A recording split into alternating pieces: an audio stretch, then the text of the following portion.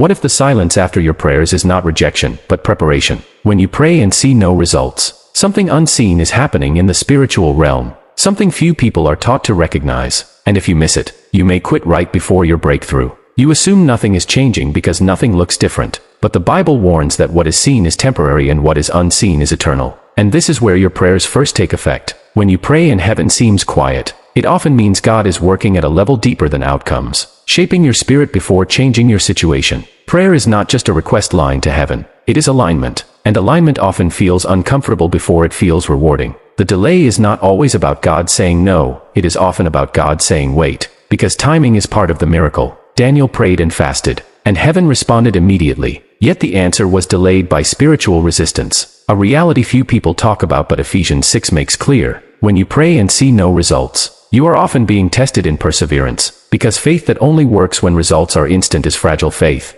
God is not ignoring you. He is watching what you do in the waiting. Romans 8 verse 28 quietly operates in the background, weaving even the silence into purpose. Sometimes the result you want is not the result you need yet, because God is more interested in who you are becoming than what you are receiving. The shocking truth is that unanswered prayer can be one of God's greatest tools to mature you, strip pride, deepen dependence, and sharpen spiritual discernment. When nothing changes externally, God is often changing something internally, softening your heart, refining your motives, or strengthening your trust. James says faith is perfected through endurance, and endurance is never developed in moments of instant reward. There are times when God withholds visible results because he knows that if he answers too soon, the blessing would destroy you rather than bless you. This is a warning many believers ignore. Unanswered prayer can be protection. You may be praying for relief, while God is building resilience, praying for escape, while God is forming authority. Even Jesus prayed in Gethsemane and the cup was not removed, yet strength was released. That strength is often the first answer,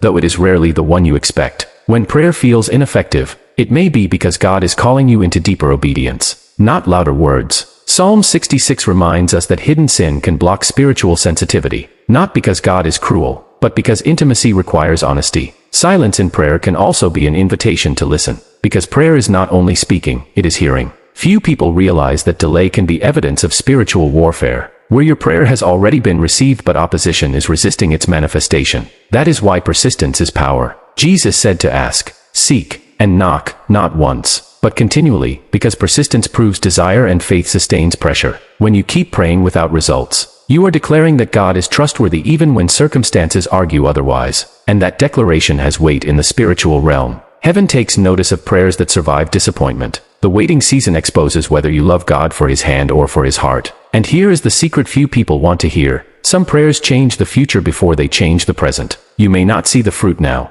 but seeds planted in prayer never die. Galatians promises that you will reap if you do not give up, which means quitting is the real danger, not delay. When you pray and see no results, you stand at a crossroads. Either you shrink back, or you mature. The challenge is simple but costly. Will you keep trusting God when obedience feels unrewarded, when faith feels lonely, when silence feels heavy? Because those who endure that season emerge with unshakable faith, spiritual authority, and a testimony forged in fire. So examine your heart, persist in prayer, walk in obedience, and refuse to measure God's faithfulness by speed alone, because the silence may be the very place where God is doing his deepest work in you.